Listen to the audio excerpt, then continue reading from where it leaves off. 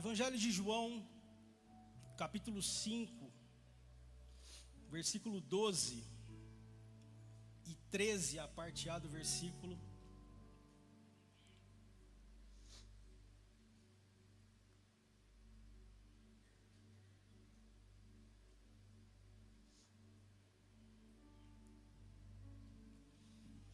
Quem achou, diga amém.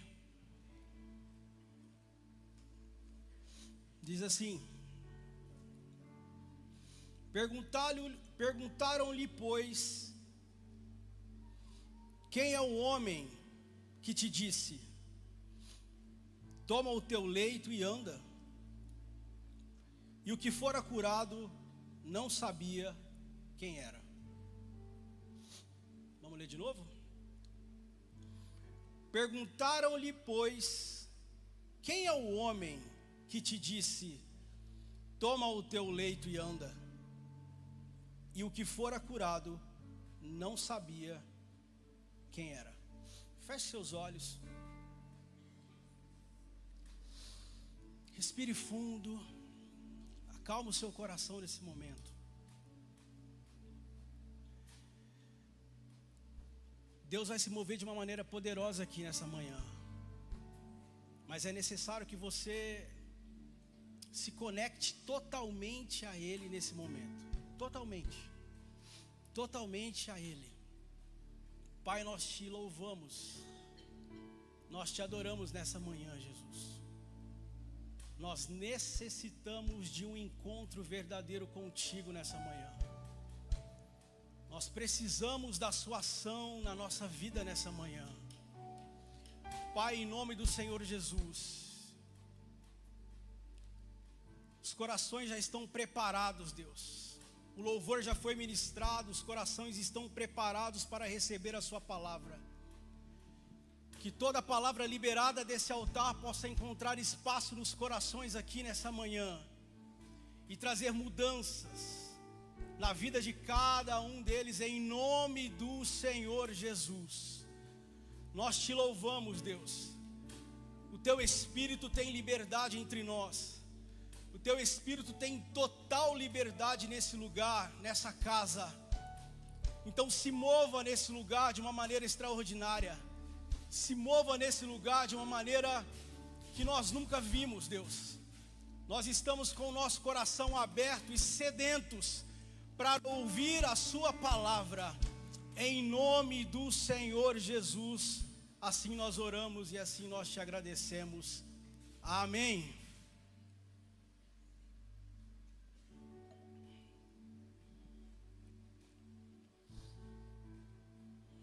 João capítulo 5, o contexto de tudo isso, dessa história, é assim: Jerusalém está em festa. Jerusalém estava em festa. E ao redor de Jerusalém existia um ambiente com vários portões. E nesses portões, um deles era chamado de Porta das Ovelhas, pastor Claudinei. Porta das Ovelhas. Dentre tantos portões, um deles chamava a Porta das Ovelhas. E dentro desse ambiente existia um tanque chamado Tanque da Misericórdia, ou Tanque de Betesdas.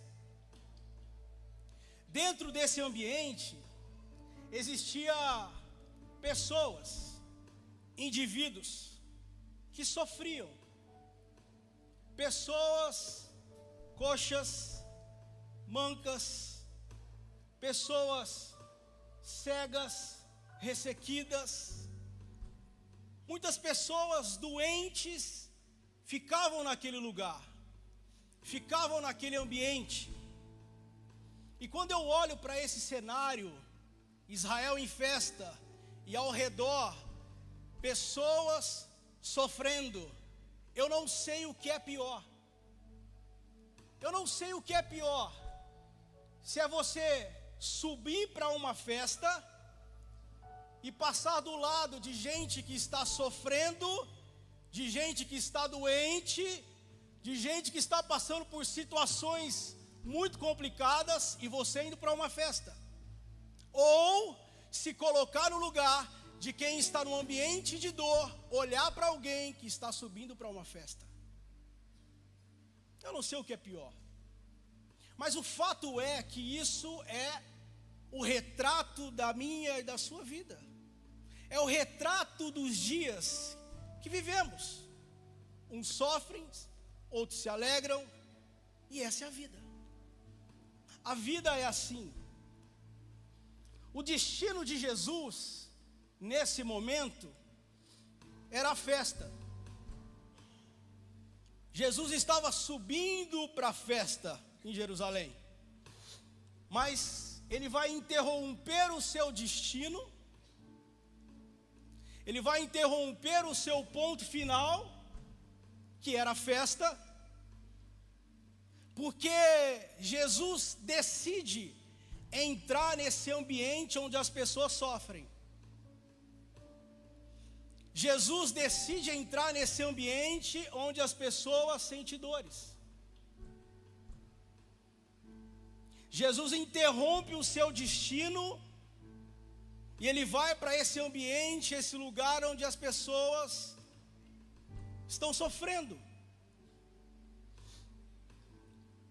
E à medida que ele entra nesse ambiente, ele vai se aproximando do tanque. E ali no tanque, a Bíblia vai dizer que tem um homem que sofria há 38 anos. Imagina você, há 38 anos, sofrendo de algo.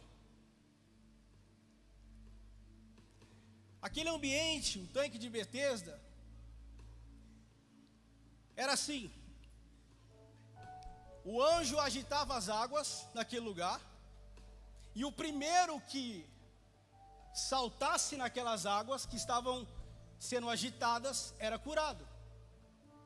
E aquele homem frequentava aquele lugar por muitos anos, e ele sofria dessa dor há 38 anos. E agora, nesse momento, Jesus, a Bíblia vai dizer que Jesus está do lado desse homem, pastor Neto. Jesus para do lado dele. E o texto vai dizer no versículo 6, que Jesus diz assim: vendo este deitado. Jesus para do lado daquele homem e fica olhando para ele, vendo ele deitado.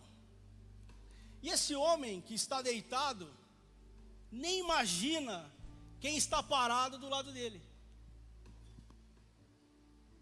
Esse homem que está deitado, que sofria há 38 anos, nem sonhava que quem estava em pé do lado dele era Jesus. Para aquele homem, era mais um dia. Para aquele homem, era mais um dia qualquer. Para aquele homem, era mais um dia de tentativa.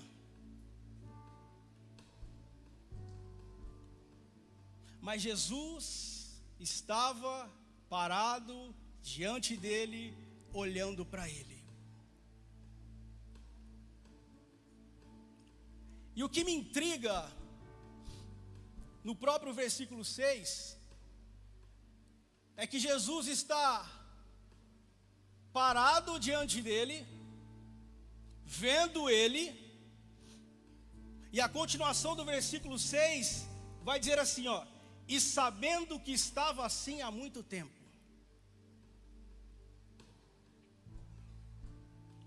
E sabendo que estava assim há muito tempo.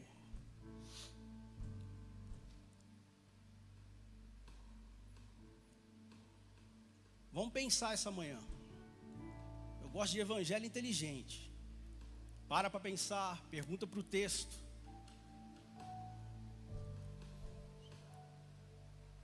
Aí você olha para o versículo 6 e você se pergunta: por que que desde o momento que ele soube,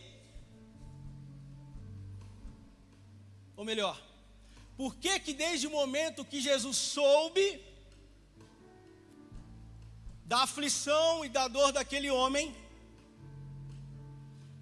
ele não tentou mudar nada? Por que que desde o momento que Jesus soube do sofrimento, da dor daquele homem, Jesus não resolveu o problema dele, ou o curou?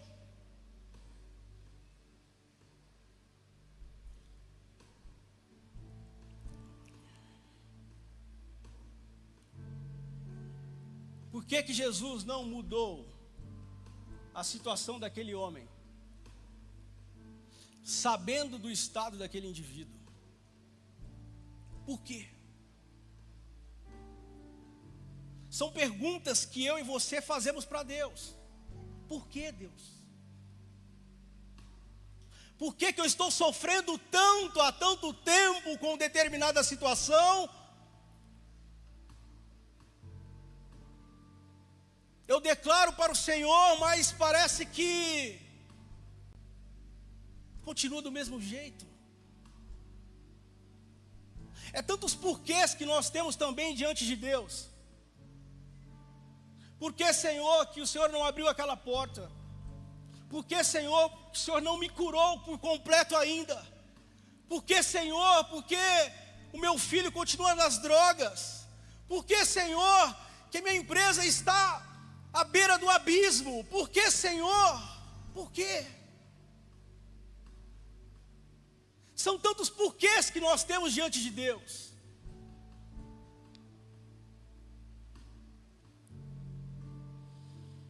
Mas por que não era tempo?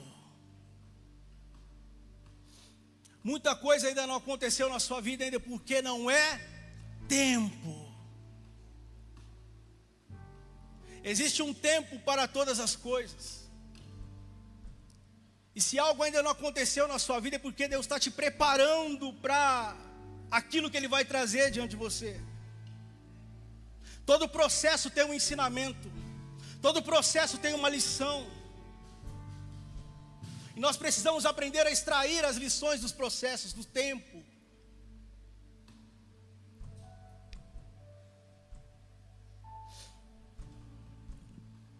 Qual é um dos maiores conflitos nossos hoje em dia?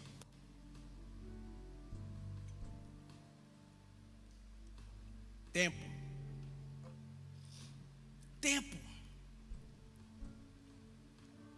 Nós vivemos num mundo acelerado,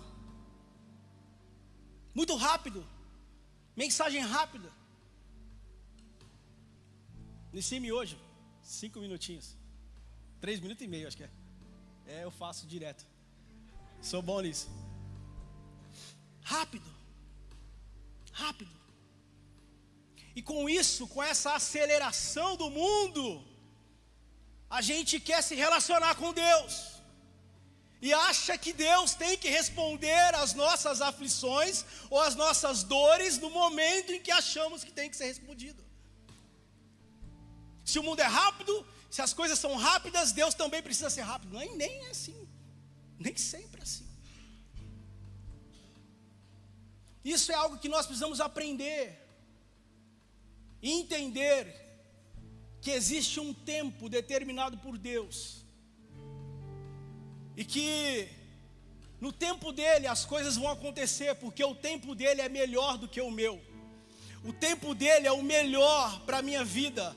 Talvez algo que você queira muito, Deus, se Ele te der hoje, Ele pode te matar, ou Ele pode te levar para longe da presença dEle. É por isso que Deus manda eu dizer para você: acalma o seu coração, porque eu não perdi você de vista. Acalma o seu coração, porque eu estou em pé diante de você. E quando o meu tempo determinar sobre a sua vida e sobre a sua situação, nada e nem ninguém irá vai impedir o que eu vou fazer na sua vida. Se você crê, dá um glória a Deus. Aleluia. Aleluia.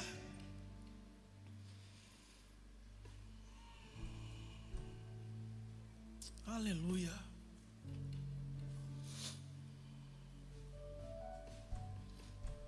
Quando Deus promete nações para Abraão,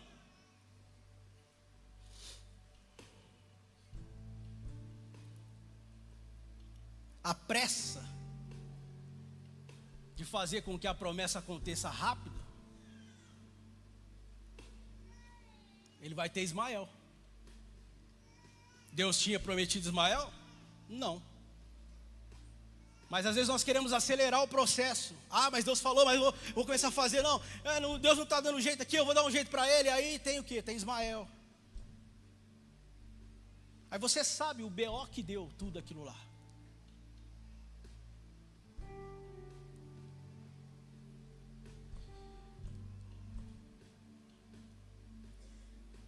Mas quando você espera no Senhor, Ele tem um Isaac para você. Isaac significa sorriso, alegria.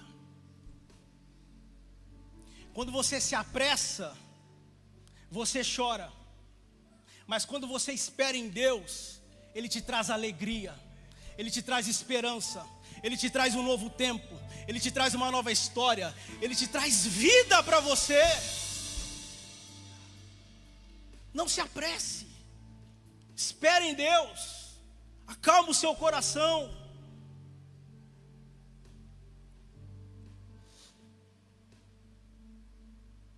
E Jesus está ali, em pé diante dele.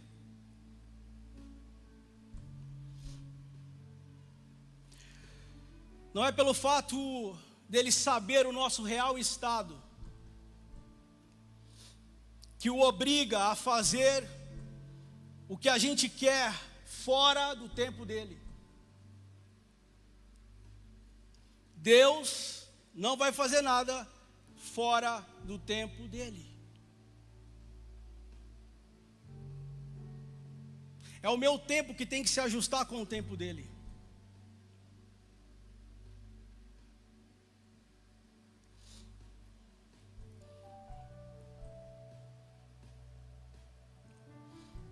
As minhas, eu anotei isso, eu vou falar.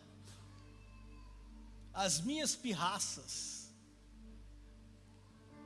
não vão fazer Deus agir fora do tempo dele. Eu pus pirracinha para você entender. Porque nós somos assim. Ah, Deus está fazendo, né? Para de ir na igreja. Todo dia eu vou lá e entrego para ele, né? Parece que não muda nada. Virei crente, parece que piorou. Já ouviu isso? Já, né? Ah, vou sair do ministério. Ah, não. Só problema. Não vou fazer mais nada não. Minha vida está assim, as coisas não acontecem. Eu entrego, falo para Deus. Todo domingo que eu vou lá, entrego para Ele. Parece que não muda. Eu vou parar também. Deus continua sendo Deus. Quem precisa de nós precisamos dEle.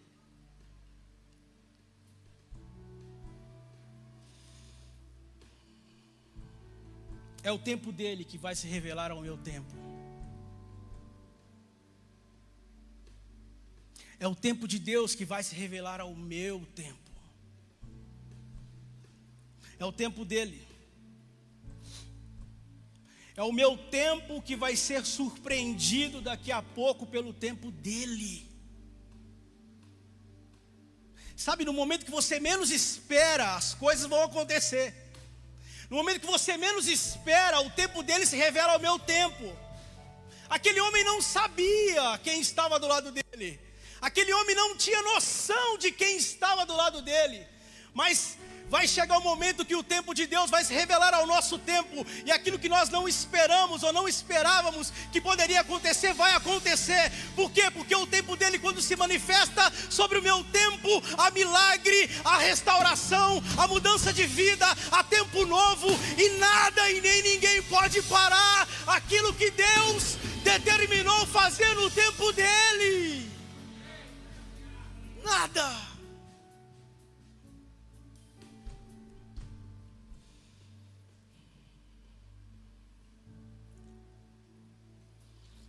A Bíblia diz que Jesus sobe para essa festa desde os 12 anos, pastor.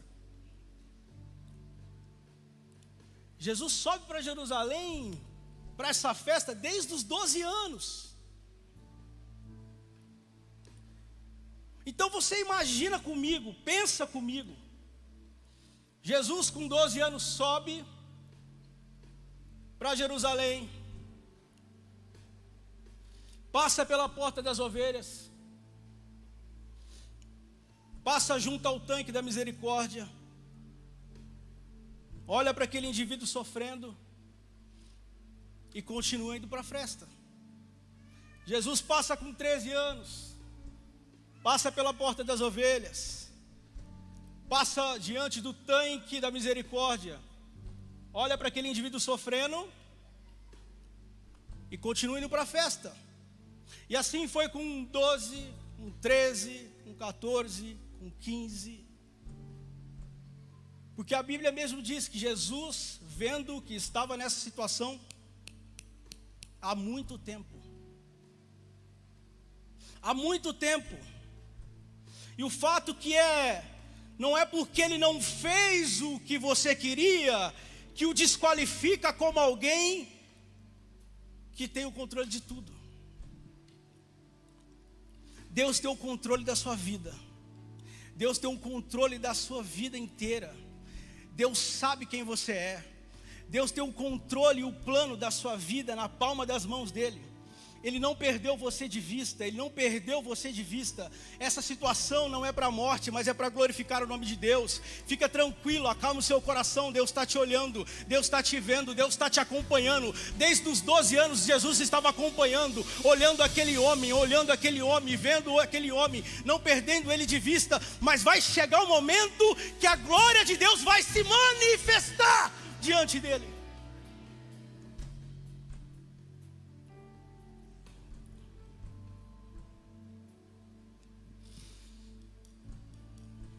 Quando Deus determina fazer algo, nada pode deter aquilo que Deus quer fazer. Nada pode parar. E aí, Jesus agora vai subir com 33 anos de idade para a festa.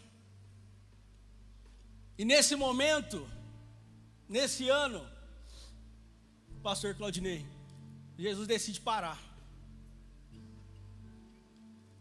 Jesus decide interromper o destino final dele e entrar naquele ambiente de dor. Eu quero dizer que você não está nesse lugar por acaso. Você não está ouvindo essa mensagem por acaso. Hoje é o dia que Deus determinou para mexer com a sua vida e mudar a sua história. Hoje é o dia que Deus trouxe você a esse lugar, porque Ele tem um encontro especial contigo. Hoje é o dia da sua restauração. Hoje é o dia que Deus determinou para mudar a sua história, para te curar por completo. Hoje é o dia que Deus escreveu para te abençoar. Hoje é o dia. Se você crê nisso, levante a sua mão e dá um glória a Deus.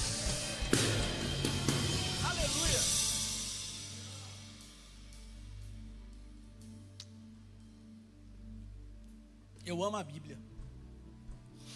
Eu amo a Bíblia. Eu gosto dos detalhes que a Bíblia nos traz. Aprendi isso muito com meu pai. Fora que você lê a Bíblia, pergunta para ela, de tudo quanto é jeito, vai perguntando, e aí você vai notando que Deus vai trazendo coisa nova, né, pastora Paula? É assim que faz. E eu amo a palavra de Deus. E aí Jesus vai fazer algo que para mim era óbvio, né? E Jesus chega diante daquele homem, e aí ele vai perguntar, no versículo 6,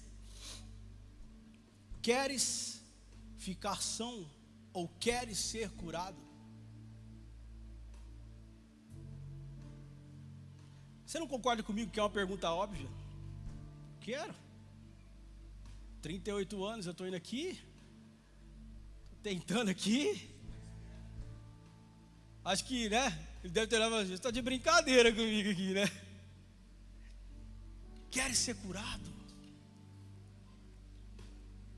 Mas o fato é que essa pergunta, ela é muito importante. Ela é essencial para aquele momento. Ela é essencial. Ela não é uma pergunta de brincadeira. Não. Ela é uma pergunta muito importante. Por quê? Porque todo o terreno do sofrimento anula a esperança do coração. Quando você sofre demais por alguma situação, você vive nela, dificuldade. Meu Deus do céu, não vai. E aí chega um momento que a esperança vai embora.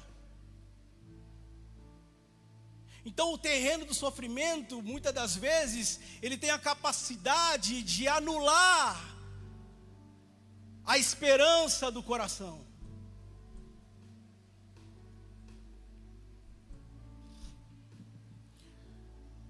Jesus sabe que aquele homem está sofrendo há 38 anos. E que Jesus quer saber é se ainda ele acredita que ele pode ser curado do mesmo jeito que ele acreditava da primeira vez. Eu quero saber se realmente você acredita que ainda, depois de 38 anos sofrendo, você pode ser curado. Você crê? Você acredita? Porque na verdade, gente, a gente vive às vezes muito no automático. A gente ora, mas nós mesmos não acreditamos. A gente ora por protocolo. É ou não é? A gente vem diante do altar, entrega tudo nas mãos de Jesus.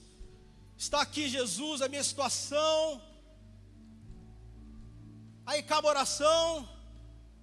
Você pega, bora problema, que amanhã é segunda-feira.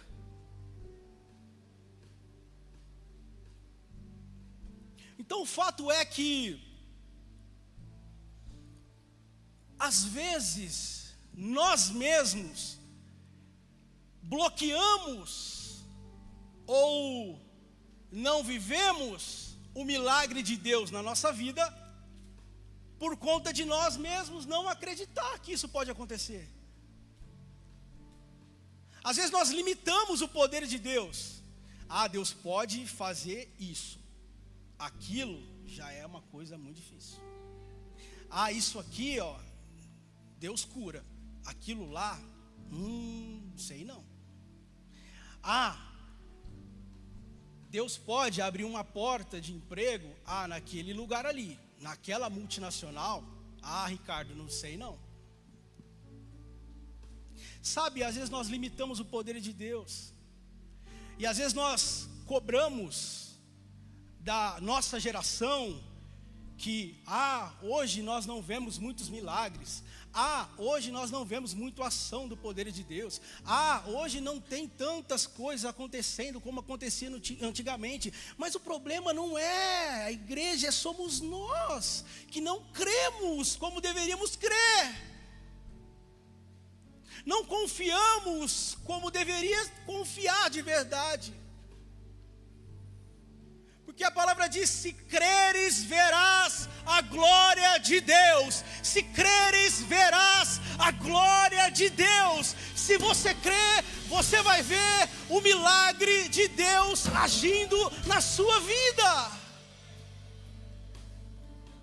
É preciso crer. É por isso que Jesus pergunta: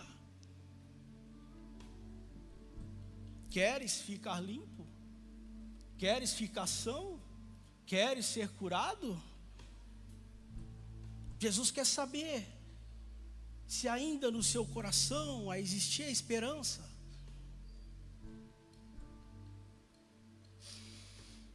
Deus está pedindo para... Feche seus olhos nesse momento, por favor. O Espírito Santo está nesse lugar, Ele tem liberdade aqui. Deus está pedindo para te dizer: por que você está duvidando do que eu posso fazer? Por que você está duvidando do que eu posso realizar? Por que você não está acreditando que eu posso te curar de verdade? Por que você não está confiando todas as suas fichas em mim? Diz o Senhor: eu sou Deus que move céus e terra. Eu sou Deus que mexe com estruturas para te abençoar. Eu sou Deus que pode mexer com todas as coisas para trazer você para um novo tempo. Eu sou Deus da cura. Meu nome também é Jeová Rafá, o Deus que cura, o Deus que sara, o Deus que liberta, o Deus que levanta, o Deus que abate, o Deus que faz as coisas acontecer, o Deus que mexe céus e terra para poder te abençoar. O que eu quero que você faça é confia, é se entrega, é se lança, é confia na minha palavra, é crer no meu propósito, é crer nas minhas promessas, que coisas irão acontecer, que pessoas não irão acreditar, mas Deus é fiel na sua vida. Se você crê nisso, se você recebe essa palavra, dê um glória a Deus, manifeste aplausos ao Senhor, porque Ele está aqui. Aleluia, Jesus. Te adoramos, Deus. Te adoramos. Te adoramos, Jesus. Te adoramos, Jesus. Te adoramos, Jesus. Te adoramos. Não limite a Deus, pelo amor de Deus. Não coloque Deus dentro de uma caixa. Por favor. É possível. Tudo é possível ao que crê. Tudo. Tudo.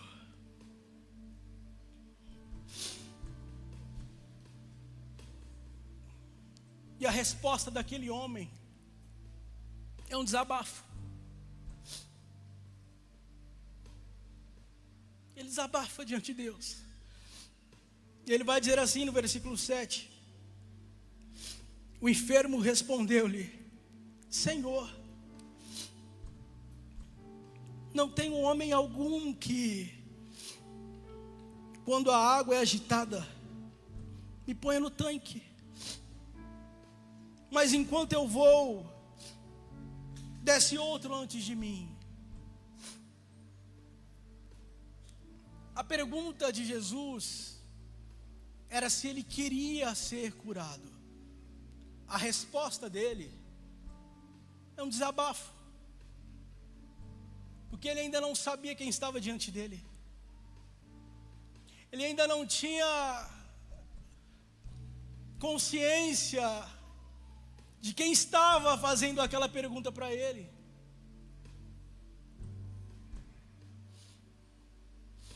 Quando o tempo de Deus se manifesta no meu tempo,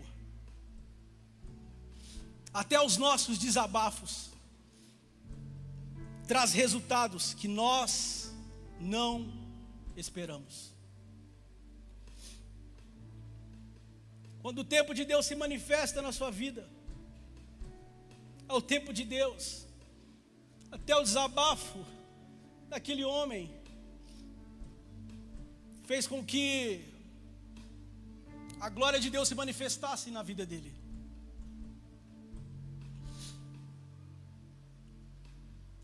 Ele desabafa, porque ele não tem noção de quem está diante dele. Ele desabafa porque ele não tinha a grandeza de entender que quem estava diante dele era Jesus. Era Jesus que estava em pé diante dele, fazendo aquela pergunta. Ele não tinha noção de que quem estava fazendo a pergunta para ele era uma fonte. Ele não tinha noção de que quem estava fazendo a pergunta para ele era uma fonte inesgotável, era uma fonte de vida. E quando a fonte chega, anula o tanque. Quando a fonte chega, o tanque é anulado. Quando a fonte chega, o tanque não tem mais validade, porque a fonte está ali. A fonte anula o tanque. Por quê? Porque a fonte é maior do que o tanque.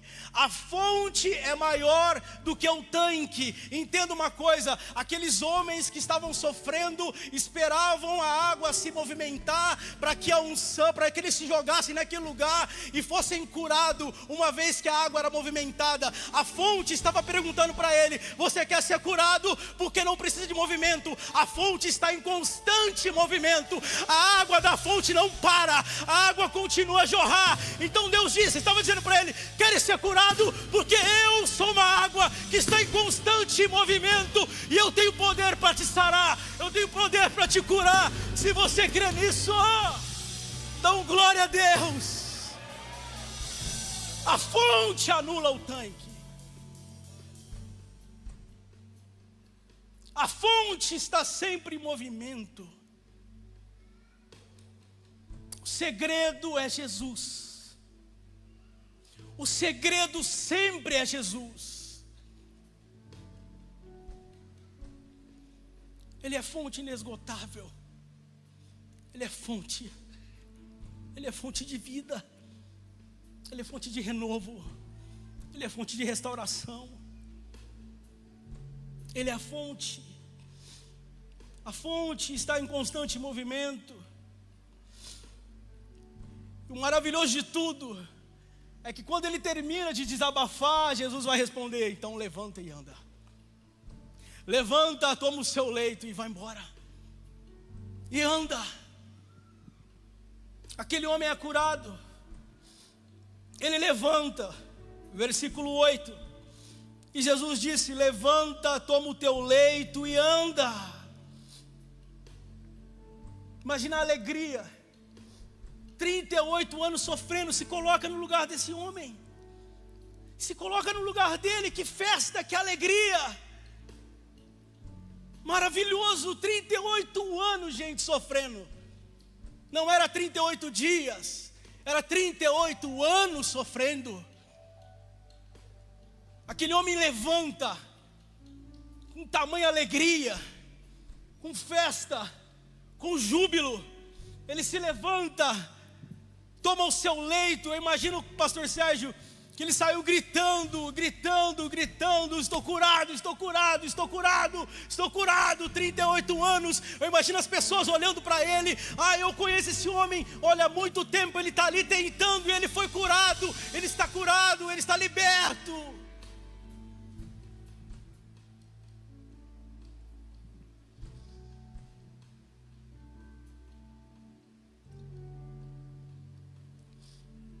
Mas a Bíblia vai dizer, no versículo 9: logo aquele homem ficou são e tomou o seu leito e andava. E aquele dia era sábado. E aquele dia era sábado.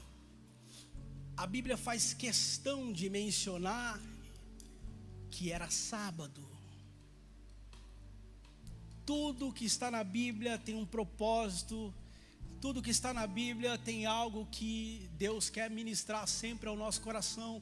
E a Bíblia faz menção de que aquele homem foi curado e aquele homem estava saltitante de alegria, mas era sábado, pastor Neto. Era sábado. Sábado é um problema para alguns homens. Ele sai lá fora, imagino que gritando, pulando. E o versículo 10 vai dizer assim: então os judeus disseram àquele que tinha sido curado: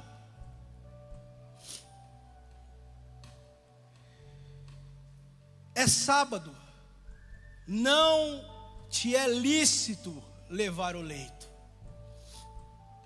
É sábado, você não pode fazer isso.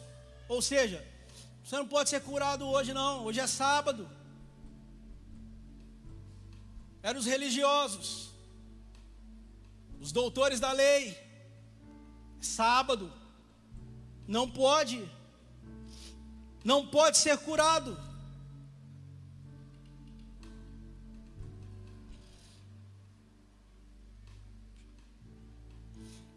O que me intriga é o seguinte: é que é sábado para carregar a cama.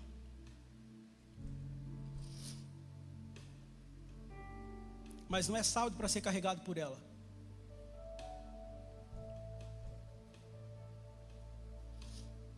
É sábado para dar júbilos de glória e exaltação e ser curado. Mas não é sábado para se deitar diante de uma cama e levar o seu leito àquele ambiente de dor. Faz sentido, né?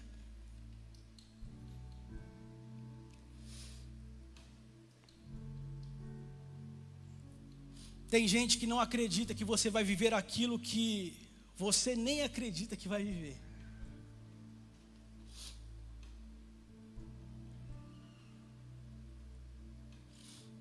É aquele tipo de gente que tudo incomoda, sabe?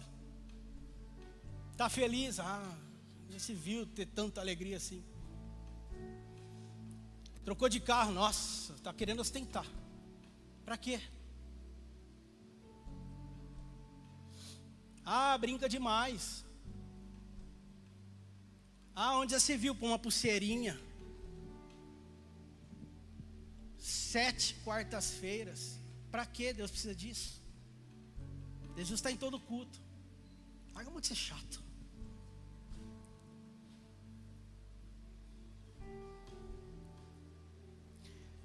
Jesus veio para quebrar essa banca dos religiosos, para mostrar para mim e para você que nós precisamos ser livres de dogmas humanos, de preceitos humanos, de regimentos humanos. Deus não precisa nada disso para te abençoar.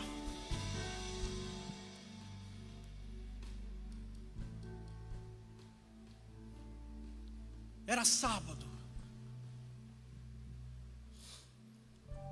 E aí eles vão indagar esse homem. Vão fazer uma pergunta para ele. E a pergunta é: quem é o homem que te disse, toma o teu leito e anda?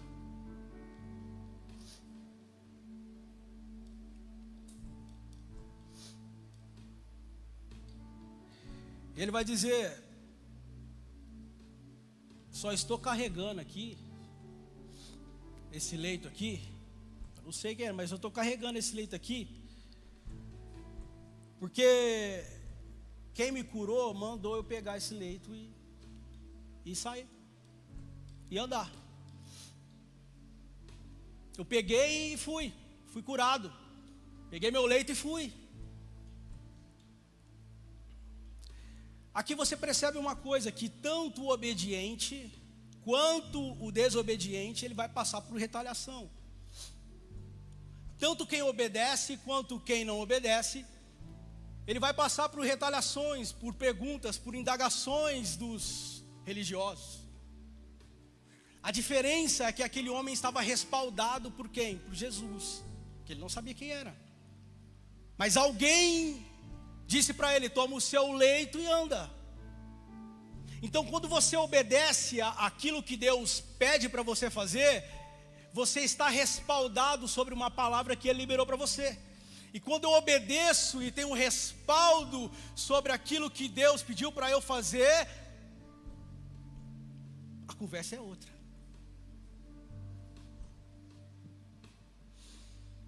Deixa eu correr aqui que eu estou atrasado. E aí eles vão perguntar: então diga para nós então, quem te curou? E aí nós chegamos no nosso versículo chave, versículo 13. E o que fora curado não sabia quem era.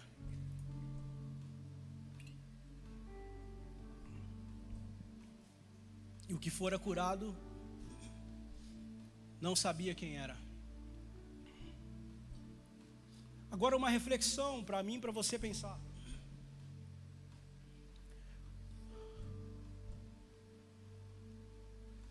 Por que eu não sei quem Ele é?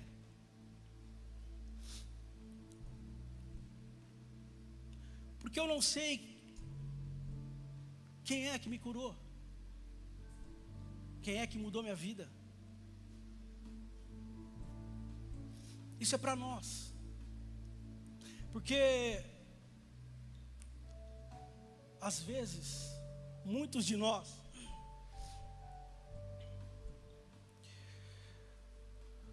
vale mais o que Ele fez do que Ele é. Para muitos de nós, às vezes, vale mais o que Ele fez ou pode fazer por nós do que realmente o que Ele é, do que a essência dEle.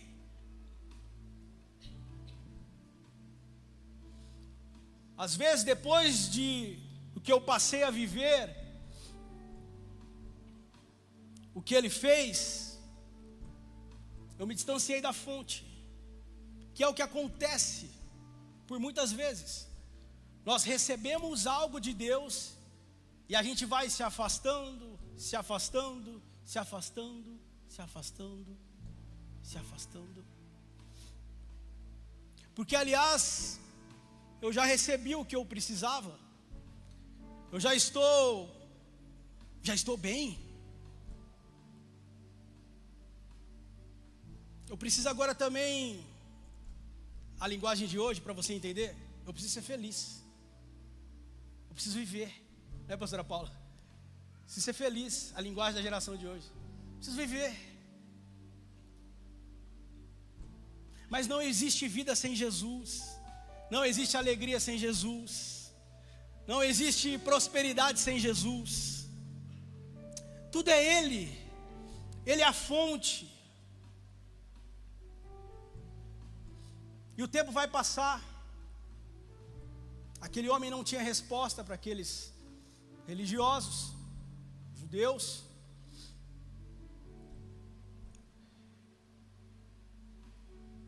E vai passar um tempo, ele vai entrar no templo. E dentro do templo agora ele vai encontrar e se deparar com quem? Jesus. Ele vai se encontrar agora dentro do templo e se deparar com nada mais, nada menos que Jesus. E agora, o que é maravilhoso é que agora ele vai saber a diferença da voz do tanque e da voz do templo. Agora ele vai entender a diferença da voz do tanque com a voz do templo. Pastor, não estou entendendo nada que é voz do tanque, voz do templo. Eu vou te explicar. A voz do tanque é uma voz meiga, amável. Levante e anda, filho. Chegou o seu tempo. Vai, pega o seu leito, sai correndo, se alegra. A voz do templo você vai entender agora, é uma voz confrontadora. É uma voz que nos traz para a realidade, nos firma o nosso pé no chão. A voz do tanque é uma voz amável, meiga, mas a voz do templo é uma voz confrontadora, que tira a gente da inércia, que tira a gente de um lugar de estagnação, que nos traz para a realidade, que você perde o sono às vezes. Já aconteceu com você de sair de um culto, pôr a cabeça no travesseiro, e você ficar pensando na mensagem, falando, meu Deus do céu, cara, o pastor pregou para mim, meu Deus, e agora? Preciso mudar. É a voz do templo, é uma voz que te traz para a realidade. E aí o versículo 14, Jesus vai encontrar com ele e vai dizer assim: depois Jesus o encontrou no templo e disse: eis que já está ação. Ai, que gracinha. Jesus olhou e falou assim: pastor, vejo que já está bom já, né? Olha, está caminhando. Que é isso, hein? Mudou de vida. Que bênção. E aí Jesus vai dizer assim: vejo que já está ação. Não peques mais, para que não te suceda alguma coisa pior. Agora Jesus vai falar de uma realidade. Tá tudo bem, joia, foi curado, estava sofrendo há 38 anos, mudei sua vida, mas eu quero te dar um alerta. Não peques mais, para que coisa pior aconteça com você. Ou seja, o que Jesus estava querendo dizer, ele estava dando a entender, é que o sofrimento físico daquele homem era resultado de pecados. Era resultado de alguém que estava andando fora daquilo que Deus queria, pecando. Isso é uma grande realidade. A palavra de Deus também diz em Mateus capítulo 12, versículo 43 ao 45, que vai dizer exatamente isso que Jesus está querendo dizer, que a Bíblia diz assim: quando um espírito imundo sai de um homem, passa por lugares áridos procurando descanso e não o encontra, então diz: voltarei para a casa de onde saí. Chegando, encontra a casa desocupada, varrida e em ordem. Então vai e traz consigo outros 7 espíritos piores do que ele. Entrando, passam a viver ali, e o estado final daquele homem torna-se pior do que o primeiro. Assim acontecerá a essa geração perversa. É Bíblia, só estou falando Bíblia. É uma realidade.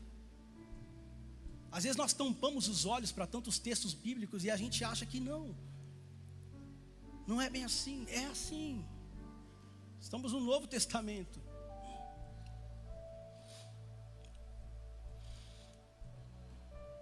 O espírito maligno, ele pode encontrar uma casa vazia, desocupada.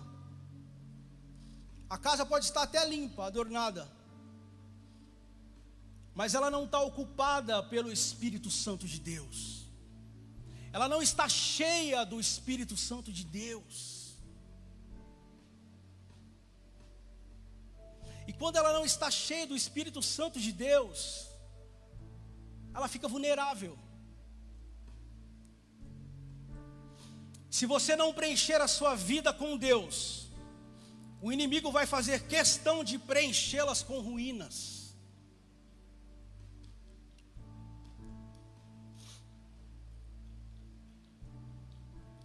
Uma vida limpa sem Deus, uma vida limpa sem vida cheia, é só uma vitrine vazia, pronta para ser quebrada. Se coloque em pé.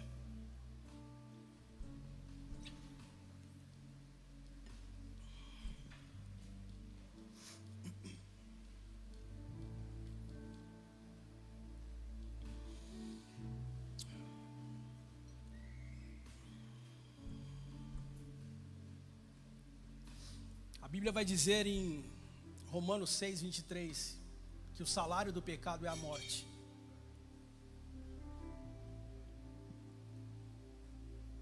Mas o dom gratuito de Deus é a vida eterna.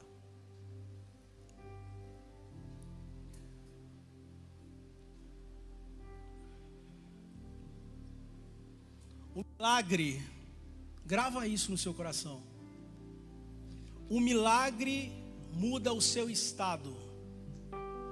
O milagre muda o seu estado. O encontro com Jesus muda a sua identidade. Vai nesse encontro com Deus, eu estou te falando. Deus faz a inscrição. Parcela em 50 vezes lá, se você quiser, sem problema. Vai lá, mas vai. Vai. É um encontro. Esse homem foi mudado de verdade quando ele teve um encontro com Jesus no templo. A vida dele não mudou quando ele só foi curado lá. Não. A vida dele mudou quando ele teve um encontro de verdade com Jesus dentro do templo. Dentro do templo. Tanto é que nós lemos no versículo de número 15, que a Bíblia vai dizer assim, ó: e aquele homem foi e anunciou aos judeus, ou seja, aqueles que tinham indagado ele, anunciou aos judeus que Jesus era o que o curava. Ele começou a falar assim, ó, ele não sabia, mas depois que ele teve um encontro com Jesus dentro do templo, a linguagem dele foi outra. A linguagem dele já era diferente. Ele encontrou de novo aqueles homens, e aí ele falou assim, ó, não, peraí, eu sei quem me curou. Quem me curou foi Jesus. Ou seja, quando eu tenho um encontro de verdade com Deus dentro do templo, a minha fala, a minha linguagem é totalmente diferente. É isso que vai acontecer com a sua vida nessa manhã. As pessoas vão perguntar para você, mas quem fez isso por você? Como isso pode acontecer? Como nos exames não deu nada? Como que você conseguiu fechar esse contrato milionário? Como tantas coisas aconteceram na sua vida?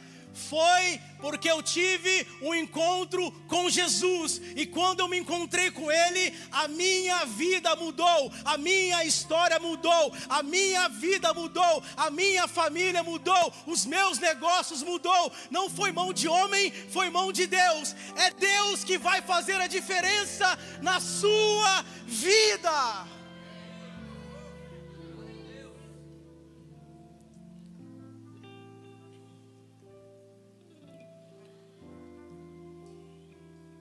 Viver cheio do Espírito Santo.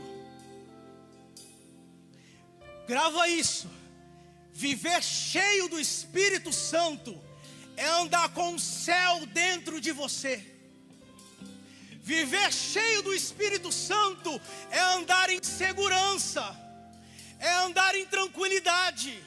Nada te tira do equilíbrio.